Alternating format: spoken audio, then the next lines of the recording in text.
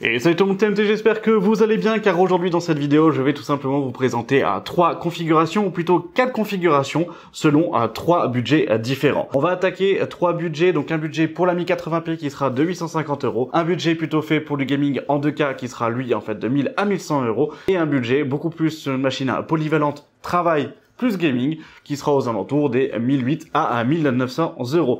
Sur la configuration en fait plutôt j'allais dire polyvalente et plutôt professionnelle, à ce moment-là on va aussi se retrouver avec deux configurations, une configuration Intel, une configuration AMD. Pourquoi je vous présente deux configurations pour ce budget? Tout simplement que si vous avez des logiciels qui sont beaucoup plus adaptés, qui sont beaucoup plus optimisés pour AMD ou pour Intel, tout simplement c'est pour vous laisser le choix en sachant qu'en termes de performance on sera sur des performances qui seront équivalentes sur les deux configurations.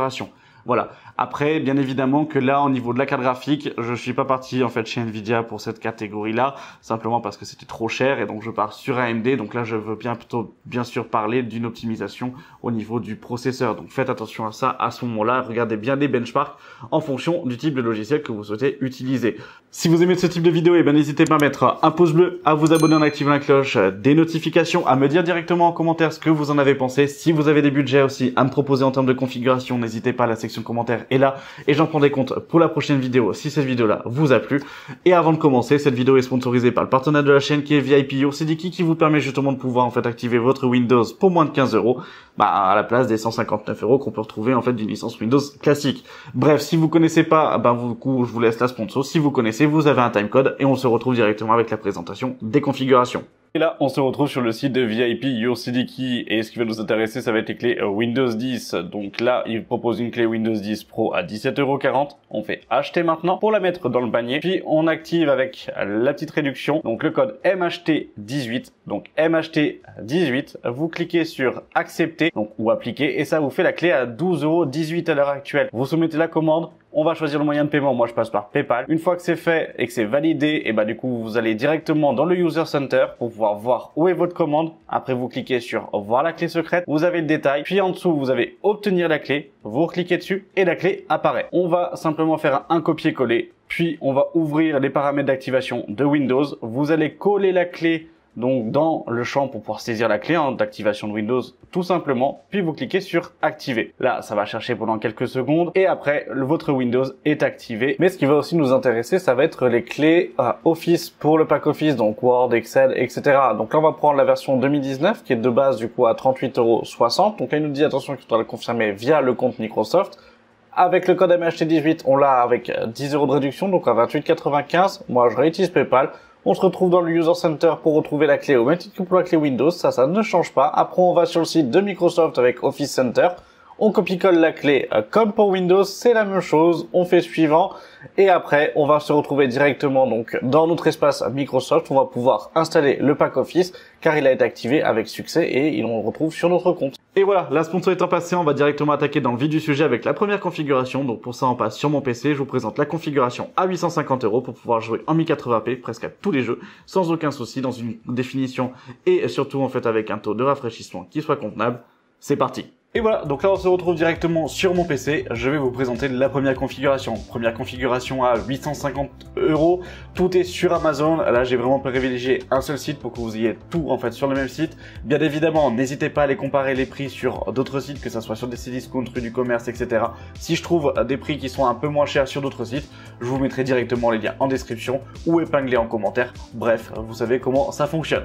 Allez, c'est parti. Et donc là, comme vous pouvez le voir sur le panier Amazon, il y a quand même pas mal de composants. Bref, de toute façon, vous le voyez. On part sur un processeur de chez Intel, le i3 12100F, qui pour moi en fait est un excellent processeur. On peut jouer, on peut faire du stream en fait avec. Franchement, ça reste un excellent processeur. En termes de rapport qualité-prix, il est presque imbattable. Pour ce budget, je préfère mettre en fait à ce moment-là un i3 plutôt qu'un Ryzen 5, en fait 5500 ou autre, simplement parce qu'on est passé sur les dernières générations, que ça vous permettra aussi de pouvoir évoluer à ce moment-là sur un i5 ou un i7 plus tard si vous avez un besoin de performance en plus. La carte mère que j'ai choisie est une Gigabyte B660M Gaming X en DDR4 afin de ne pas gréver le budget en passant sur la DDR5 mais justement de pouvoir conserver la DDR4. En termes de tarification, c'est l'une des moins chères sur le marché. En termes de performance, pour un i3, elle fait le taf. Pour un i7, je vous la conseillerais pas. Pour un i5, ça peut passer, sauf si vous souhaitez du coup en fait aller avoir quelque chose en fait un peu plus corsé et avoir en fait plus de performance sur votre i5. mais très clairement, une B660M là de chez Gigabyte, ça reste ok en termes d'usage, mais c'est pas non plus les meilleurs. Voilà, faut pas se le cacher.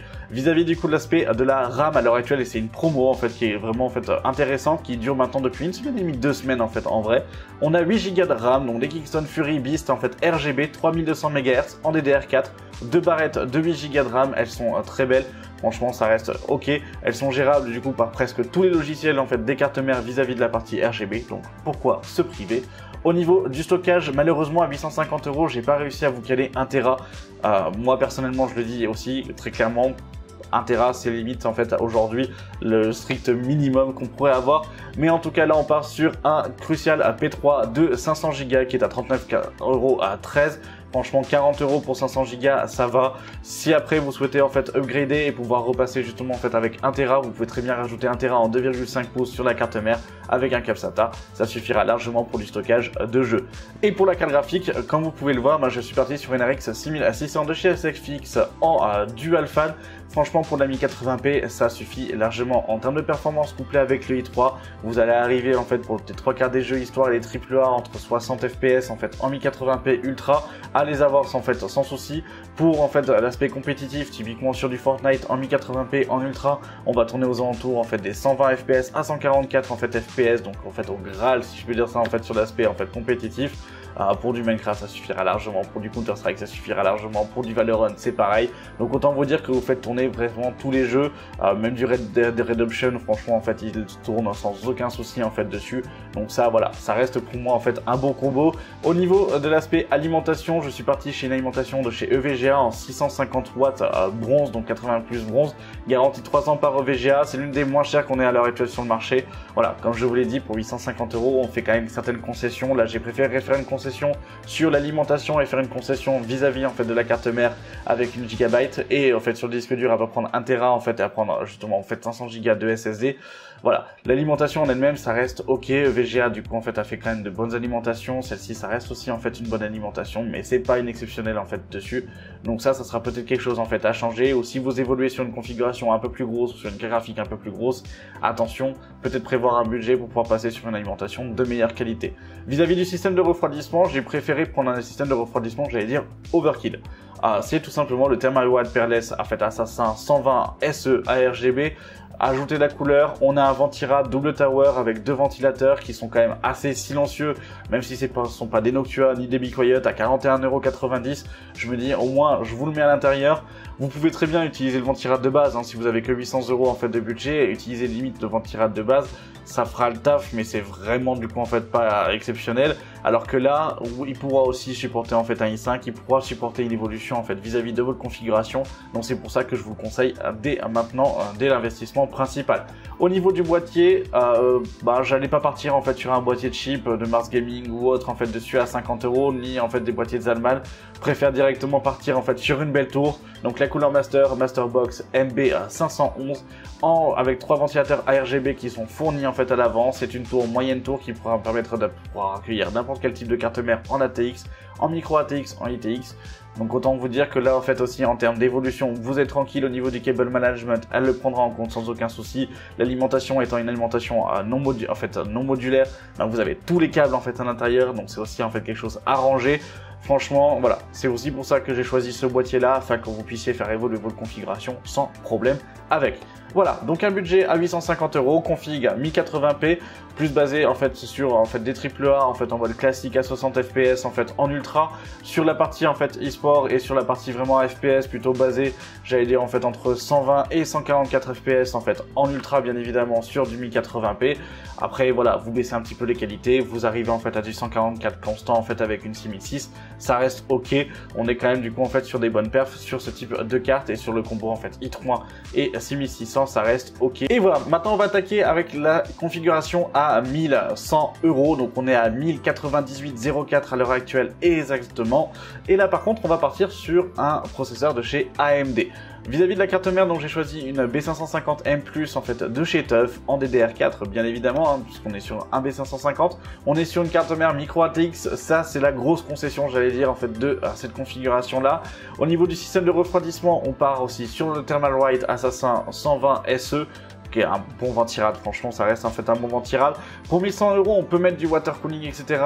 Bah voilà, moi je vous dirais en vrai, là, vous allez voir qu'avec le reste, en vrai, ça reste quand même assez équilibré, qu'il n'y a pas réellement besoin d'avoir un water cooling, même si c'est une évolution qui sera pertinente sur cette configuration. Vis-à-vis du stockage, on part sur 1 Tera avec le Kingston NV2, donc à 63,77 € pour 1 Tera de stockage. Vis-à-vis du coup de la RAM, on est toujours avec Kingston avec les Fury Beast en fait en 2x8 Go 3200 MHz, donc à 60 €. Au niveau du processeur, on part sur un 5600, pas un 5600X mais un 5600, on est à 156 €. Vous gérez du coup en fait le PCI Gen 4, on reste quand même du coup sur quelque chose en fait de bon, un bon processeur. Le ventirad permettra de le refroidir, permettra de garder des températures qui soient conformes, même si franchement vous pouvez en fait à ce moment-là passer sur un water cooling si vous avez un poil plus de budget. Au niveau de la carte graphique, on part sur une RX 6700 XFX en fait à l'heure actuelle en tri-fan. Franchement, ça reste ok pour moins de 400 €. Ben, finalement, en fait, en termes de performance prix, elle est presque imbattable à l'heure actuelle. Vis-à-vis de l'alimentation, et ben là, on part sur une 750 watts de chez ASUSTUF. Alors 80 €, c'est l'un des meilleurs prix que j'ai pu trouver en fait pour ce type en fait d'alimentation. On reste sur du 80 plus Gold, compatible du coup en fait ATX 3.0. Non, franchement ça reste ok, ça il n'y a pas de souci, donc ça n'hésitez pas. Et après, au niveau du boîtier, on garde le Cooler Master Masterbox MB511. J'ai choisi de garder ce boîtier là parce que pour moi en fait encore avec une configuration en fait à 1100 €, ça reste pour moi en fait pas déconnant de pouvoir vous la proposer. Tout rentre dedans, ça reste aussi en fait un bon boîtier qui est fait de bonne facture. Donc voilà. Vis-à-vis du coup de la performance pour cette configuration, on va attaquer à la 2K. Pour les jeux justement et toujours en fait la même chose. Pour les FPS, on va pas arriver aux 144 FPS. On va les atteindre en fait avec les 100 etc. En fait en fonction des FPS par exemple comme du Call of. Pour du Counter Strike, pour du Valorant ou autre, ça c'est largement du coup en fait suffisant. Vous êtes ok. Vis-à-vis du coup de l'aspect jeu histoire, on sera du coup aux alentours en fait des 60 FPS pour presque tous les jeux histoire sans souci. Voire au-dessus en fait plutôt aux alentours des 75 FPS en fonction des jeux. Un 5600 vous permet de faire aussi du montage vidéo, vous permet de faire de la retouche photo, vous permet largement de faire du coup tout ce qui est modélisation 3D. Donc bref, là on va être vraiment du coup sur un combo qui est gagnant. En termes d'évolution et de concession, comme je vous l'ai dit, j'ai fait une concession sur 3 choses en fait à l'heure actuelle et c'est les 3 premières. Et c'est tout simplement la carte mère. On peut passer sur des modèles un peu plus gros. Vous avez la Gaming Plus qui est à 180 €. Vous avez en fait la Tomahawk aussi de chez MSI qui est à 199 € et vous avez la B550 Asus ROG du coup en fait en F qui est à 209 €. Voilà, donc ça rajoute à chaque fois en fait une cinquantaine d'euros de plus finalement pour pouvoir gagner en fait un gap en termes de techno et en termes de qualité. Sincèrement, la B550 Plus suffit en fait largement. La concession étant aussi, je suis parti sur un ventirad pour le 5600 et non pas en fait un water cooling. En water cooling, on peut partir chez la MSI en fait soit avec le Core Liquide V2 que vous allez retrouver en fait aux alentours des 100-110 €, ou sinon vous avez en fait en C à 280. Donc là, comme vous pouvez le voir en fait ici avec le Core Liquide V2 qui est à 90 €. Voilà, donc ça c'est à juger. Si franchement vous avez 100 à 150 € budget à mettre en fait en plus, n'hésitez pas, vous passez sur un water cooling, vous passez directement en fait à ce moment-là avec une carte mère un peu plus au-dessus, quitte même à avoir à changer le SSD parce que ça va être la 3e concession, à partir du coup plutôt qu'en fait que sur un NV2, à partir sur peut-être quelque chose en fait d'un peu plus haut de gamme, même si le NV2 du coup en fait reste ok, on est 1 Tera en PCI Gen 4, voilà. Et voilà, et donc là on va attaquer directement avec la configuration à 1850 €. Bon, en réalité on est plutôt en fait à 1860 € comme là vous pouvez le voir. Et au final en termes de carte graphique, je pars sur la plus grosse de chez AMD et sur les deux configurations, que ce soit celle d'Intel ou celle d'AMD que je vous présente là, ça sera toujours la même carte graphique. C'est la 6950 XT de chez XFX vendue par Info. Un tri-fan, franchement en termes de refroidissement, elle est ok. La Merc 319 est excellente en fait en termes de carte graphique. Vous avez l'une des plus grosses cartes graphiques en fait à l'heure actuelle du marché, si je peux dire ça, quand on prend pas en compte en fait la dernière génération d'AMD, mais qui est totalement trop chère en fait au final. Mais très clairement, voilà, ça reste en fait quand même un monstre. Ça reste vraiment du coup ok pour pouvoir jouer en fait en 4K, pour pouvoir jouer en fait en 2K, pour faire du montage vidéo, pour faire de la retouche photo, pour faire de la modélisation 3D. Et bref, j'en passe. Franchement, ça reste du coup un bon petit monstre. Au niveau du processeur, je suis parti chez AMD avec le Ryzen 7 5800X 3D, un excellent processeur. Franchement, là, on est quand même du coup sur un très bon processeur.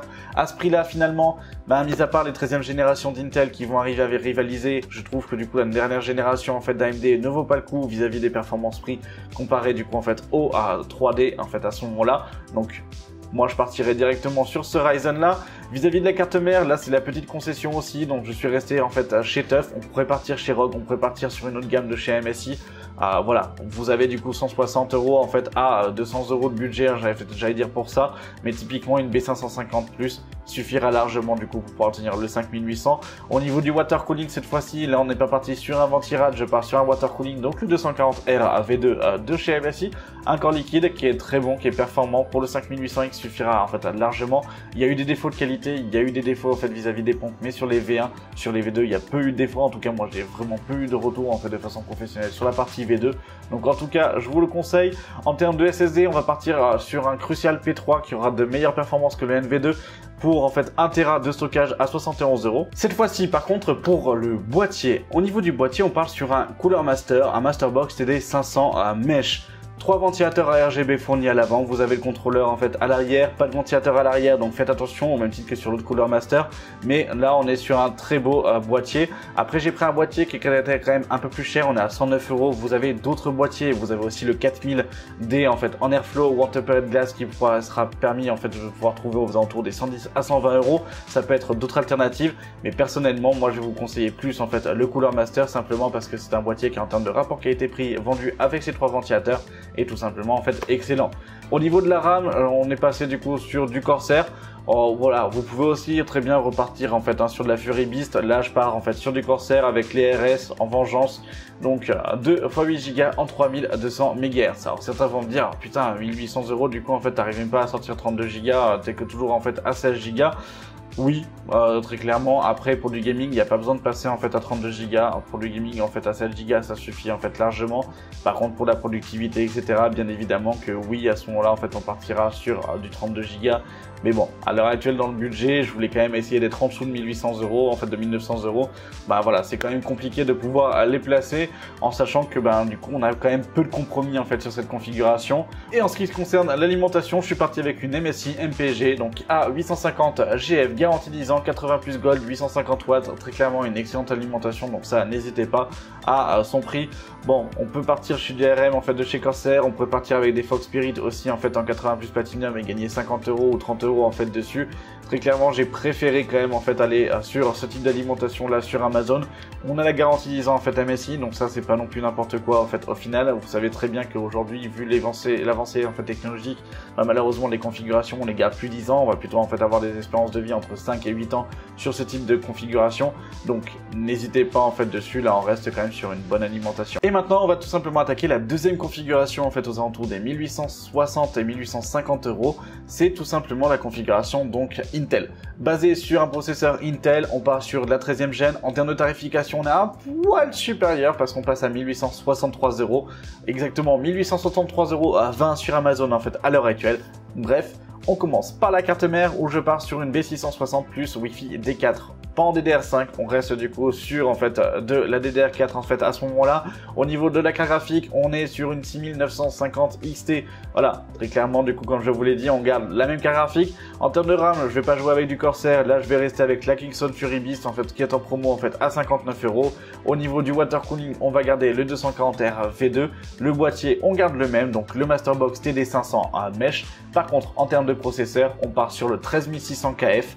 À ce moment-là, un bon processeur en fait dessus, excellent processeur en fait directement. Franchement, ça reste ok en termes de gaming, ça reste pour moi, j'allais dire limite, l'un des processeurs qui aura le meilleur rapport qualité-prix et qui a le meilleur positionnement en fait vis-à-vis du gaming aujourd'hui.